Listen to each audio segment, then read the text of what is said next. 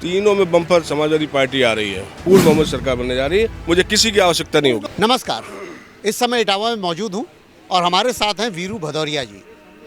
सपा के भीतर कैसी हलचल है, क्या खबर है, इसकी जानकारी के लिए क्योंकि चूँकि ज़मीनी स्तर पे काम करते हैं तो ये देखना ज़रूरी है कि कल की सबसे पहले तो रैली आप बताइए, वो हम लोगों ने बड़ी विहंगम देखी, उससे क्या संदेश पहुँच रहा है?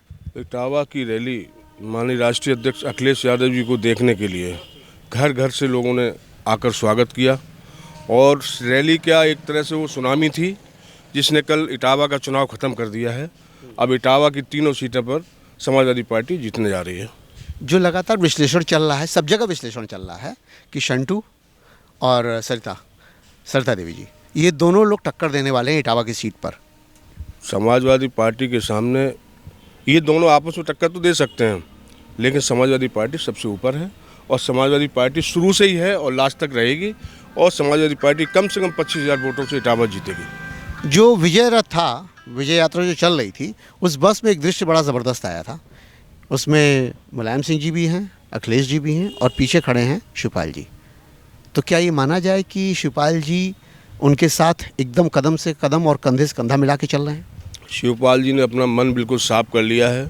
उन्होंने राष्ट्रीय अध्यक्ष अखिलेश यादव को अपना नेता मान लिया है और मुख्यमंत्री बनाने के लिए वो पूरी ताकत लगा रहे हैं। जहाँ जहाँ उनकी ज़रूरत होती है, जहाँ जहाँ राष्ट्रीय अध्यक्ष जी भेजते हैं वो वहाँ जाते हैं। उनका पूरा मन साफ है और तन मन धन से वो लगे हुए हैं उत्तर प्रदेश की सरकार बनाने के लिए और राष्ट्रीय अध्यक्ष अखिलेश यादव को मुख्यमंत्री बनाने के लिए पूरा मन उन्होंने साफ कर लिया है। सरकार बनी तो प्रसपा के वो लोग जो शिवपाल से सीधे जुड़े हुए थे, शिवपाल जी से, उनके लिए कुछ किया जा सकता है क्या? नहीं, ये उनका परिवार का मामला है। कहीं ना कहीं उन्होंने अपना कमिटमेंट किया होगा, तभी शिवपाल जी पूरी ताकत से लगे हुए हैं। अब कुछ ना कुछ तो उनका हो। एक बिंदु इसमें उठ रहा है कि जो पुराने उपाध्यक्ष थे प्रसपा के, वो चले गए हैं भाजपा में। रघुराज जी और सरिता देवी को वो सपोर्ट कर रहे हैं। इसका असर पड़ेगा नहीं क्या? पूर्व सांसद रघुराज साक जब पहली बार सांसद हुए तो राम सिंह साक सांसद थे। उन्होंने अपनी सीट को छोड़कर उन्होंने रघुराज साक को लड़ाने का काम किया। जब राम सिंह साक के बेटे का नंबर आया तो उन्होंने पार्टी छोड़ दी। इसलिए उनका समाज उनसे बहुत दूर हो चुका है। उन्होंने साफ कह दिया है, हम अपने साक समाज के नेतृत्व में काम करेंगे, रघुराज साक को नेता नहीं मानेंगे। भाजपा के जो मन में विषय चल रहे हैं तमाम बहुत सारे, जिसमें ख़ास तौर पे मैं कहूँ तो जहाँ 80-20 का मसला है, जहाँ पर योगी आदित्यनाथ लगातार गर्मी निकालने की बात किए थे पहले और दूसरे फेज़ में, तो पहले दूसरे फेज़ में आपको लगता है कि उसका असर हुआ होगा कि नहीं हुआ होगा भाजपा के लिए? भारतीय जनता पार्टी बौखलिया रही बुरी तरह। आप सदर विधायक इटावा सरिता भदौरिया के बयान सुन रहे होंगे, 2-3 दिन से फेस चल रहा है आप फेसबुक पे।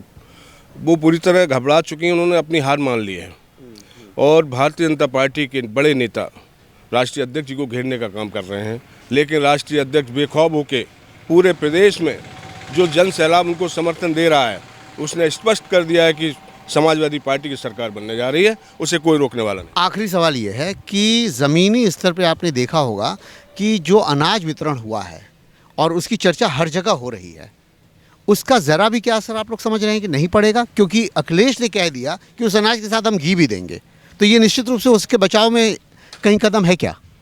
अनाज वितरित करने से कहीं कोई भारतीय जनता पार्टी को फायदा होने वाला इसलिए नहीं है कि अभी आपने देखा होगा हमारी सदर विधायिका कह रही हैं कि हमने नमक दिया, तेल दिया, आटा दिया, चून दिया और मुझे वोट नहीं दिया जा रहा है। क्या इसीलिए दिया जा रहा था?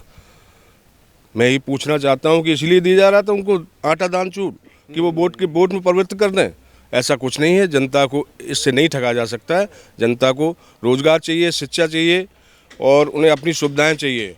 वो जनता अपना मन बना चुकी है। 2000 में किसानों को 2-2 हज़ार रुपये जो दिए गए थे ना, उसका असर दिखाई दिया था। देखो, उस समय की बात छोड़िए, क्योंकि भारतीय जनता पार्टी बहुत झूठ बोलती है। उन्होंने जो अपना बनाया घोषणा पत्र जो बनाया, वो इस घोषणा पत्र पे उन्होंने कोई बात अभी तक उन्होंने पूरी सिद्ध नहीं की है। समाजवादी पार्टी के राष्ट्रीय अध्यक्ष अखिलेश जी ने जो कहा वो किया। अभी बीच में लैपटॉप बांटने की बात आई, सारे कॉलेजों से छात्रों की सूचियाँ मांगी गई, एक भी लैपटॉप, एक भी स्मार्टफोन बच्चों को नहीं दिया गया। फिर दोबारा बांटने की बात कर रहे हैं। ये झूठ के अलावा इन लोगों के पास कोई चारा नहीं है। सीट की संख्या पहले, दूसरे और तीसरे चरण का होने वाला 20 तारीख को, तीनों में बम्पर समाजवादी पार्टी आ रही है। ये आकलन है लोगों की। पूर्वांचल में तो समाजवादी पार्टी का गढ़ है। जहाँ पश्चिम में समाजवादी पार्टी नहीं थी, वहाँ दोनों फेस जीत के आ रहे हैं। कितनी संख्या आप समझ रहे हैं कि उत्तर प्रदेश में बहुमत सरकार बनने जा रही है? संख्या संख्या नहीं बताएंगे। पूर्ण बहुमत सरकार बनने जा रही है, मुझे किसी की आवश्यकता नहीं होगी। बहुमत तो 205 से लेकर के 300 पार करेंगे हम लोग। धन्यवाद। आप थे भदौरिया जी और मुलायम सिंह जी की आवाज़ के ठीक सामने हम लोग खड़े हैं। बेहतर जानकारी के साथ इस बात की उम्मीद इन्हें कि वो जो अनाज वितरण हुआ है उसका असर नहीं दिखेगा। लोगों को रोजगार और शिक्षा चाहिए।